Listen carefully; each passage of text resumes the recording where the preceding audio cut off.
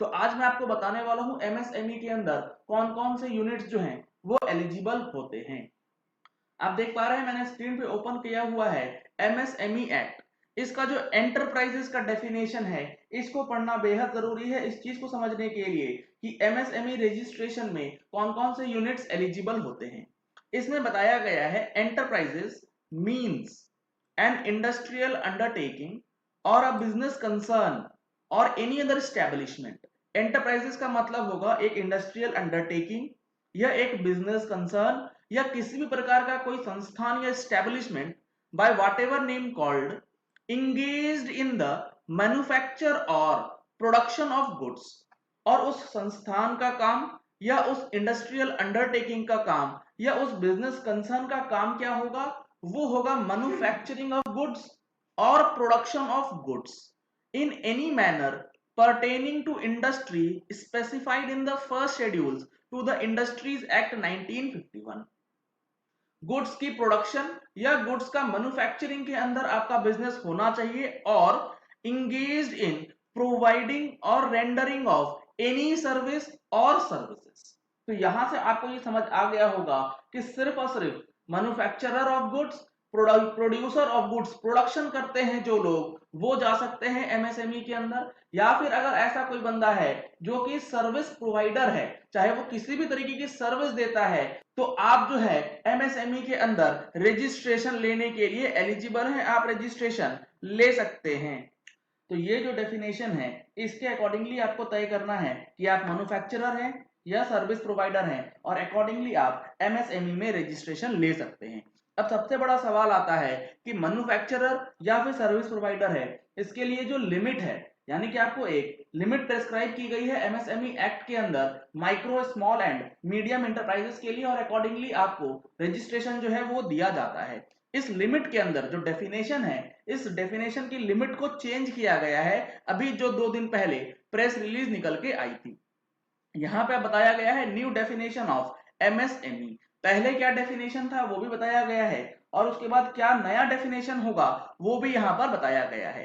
Definition of MSME will be revised, investment limit will be revised upwards. क्योंकि जब आप MSME में registration लेते हैं तो आपको एक स्पेसिफाइड अमाउंट तक इन्वेस्टमेंट करना पड़ता है प्लांट एंड मशीनरी में in case of manufacturers and equipments in case of service providers. तो उस लिमिट को अब इंक्रीज कर दिया गया है, क्योंकि जो भी एमएसएमई में रजिस्ट्रेशन लेते हैं, अगर आपने उस लिमिट के बियॉन्ड इन्वेस्टमेंट कर दिया तो जो बेनिफिट आपको मिलता है एमएसएमई के अंदर वो आपका खत्म हो जाता है। Additional criteria of turnover also being introduced. अभी तक जो लिमिट थी वो सिर्फ थी investment in plant and machinery. अब जो होगा वो इन्वेस्टमेंट के साथ साथ टर्नओवर का जो अमाउंट है वो भी अब आपको काउंट किया जाएगा। Distinction between manufacturing and service sector to be eliminated. पहले मैन्युफैक्चरर्स के लिए अलग लिमिट हुआ करती थी, सर्विस प्रोवाइडर्स के लिए अलग लिमिट हुआ करती थी, अब दोनों को कंबाइन कर दिया जाएगा। कंपोजिट लिमिट जो है वो चेक करना है। Necessary amendments to the law will be brought about, और इसके लिए एमएसएमई एक्ट में चेंजेस किए जाएंगे। यहां पर मैंने आपके सामने ओपन करा है existing and revised definition of MSME. Existing क्या है और नया क्या होगा वो दोनों अभी हम लोग डिस्कस करेंगे।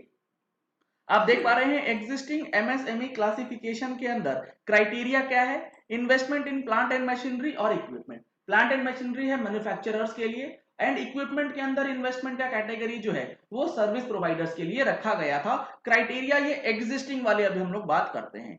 इसमें माइक्रो, स्मॉल एंड मीडियम 3 तरीके से रजिस्ट्रेशन मिलता है।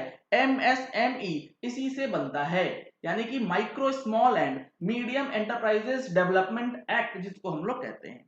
तो माइक्रो एंटरप्राइजेस आप कब माने जाएंगे, जब अगर आप मैन्युफैक्चरिंग एंटरप्राइज हैं और इन्वेस्टमेंट जो है वो 25 लाख रुपए से कम है। 25 लाख रुपए किस चीज में होना चाहिए, क्योंकि आप मैन्युफैक्चरिंग है तो आपका प्लांट एंड मशीनरी के अंदर इन्वेस्टमेंट जो है 25 लाख रुपए से कम होना चाहिए।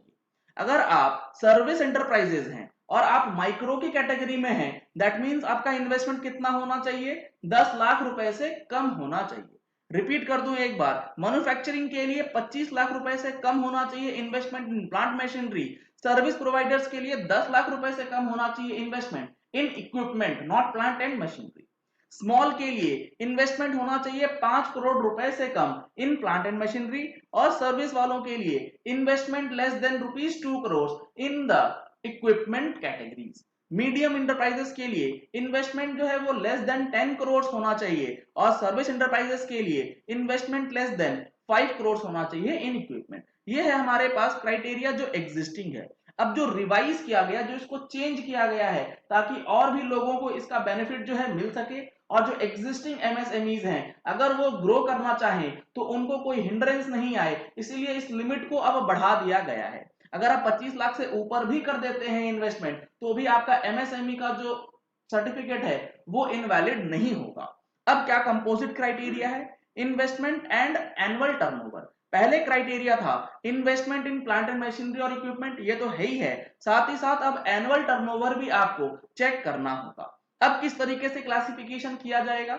माइक्रो एंटरप्राइजेस के केस में मैन्युफैक्चरिंग एंड सर्विसिंग दोनों के लिए इकट्ठा अब आपको चेक करना है। माइक्रो एंटरप्राइजेस तब होगा जब इन्वेस्टमेंट 1 करोड़ रुपए से कम है। पहले इन्वेस्टमेंट ये 25 लाख थी, अब इसको 1 करोड़ रुपए तक इंक्रीज कर दिया गया है। एंड टर्नओवर जो है वो 5 करोड़ रुपए से कम है, यानी कि investment in plant and machinery, investment इन आपका इक्विपमेंट्स, टोटल इन्वेस्टमेंट मिलाकर के 1 करोड़ रुपए तक हो सकता है आप माइक्रो में बेनिफिट ले लें, और आपका टर्नओवर 5 करोड़ रुपए से कम होना चाहिए। स्मॉल के कैटेगरी में क्या है? Investment less than ₹10 crore and turnover less than 50 crore. यहां पर आप देखिए कितना बड़ा इंक्रीज जो है किया गया है ताकि दायरा जो है एमएसएमई का बढ़ाया जा सके। पहले स्मॉल के अंदर इन्वेस्टमेंट 5 करोड़ और 2 करोड़ तक थी, इसको अब 10 करोड़ और 50 करोड़ कर दिया गया है, investment in plant and machinery and turnover limit दोनों को देखते हुए। मीडियम इंटरप्राइजेस के लिए इन्वेस्टमेंट जो है वो 20 करोड़ रुपए होगी और टर्नओवर लिमिट 100 करोड़ रुपए से कम होगा, तो आप मीडियम कैटेगरी में जा सकते हैं। तो ये आपके लिए नया क्राइटेरिया जो है एमएसएमई के क्लासिफिकेशन के लिए फिक्स किया गया है, जिसका अमेंडमेंट जो है एक्ट के अंदर किया जाएगा और अकॉर्डिंगली आपको बेनिफिट जो है वो पास ऑन किए जाने हैं।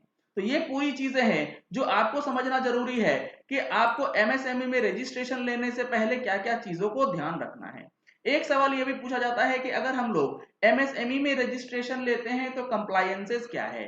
कंप्लायंसेस आपको एक तो ये भरना होता है form for information to be furnished for assessment of investment in plant and machinery और इक्विपमेंट। आपने कितना इन्वेस्टमेंट किया है उस इन्वेस्टमेंट का ब्यौरा आपको इस फॉर्म नंबर 4 के अंदर भरना होता है। ये जो एक फॉर्म प्रेस्क्राइब किया गया है एमएसएमई रूल्स के अंदर वो आपको फाइल करना है। तो इस चीजों को देखते हुए आपको डिसाइड करना है कि आप एमएसएमई के लिए एप्लीकेबल हैं, एलिजिबल हैं या नहीं।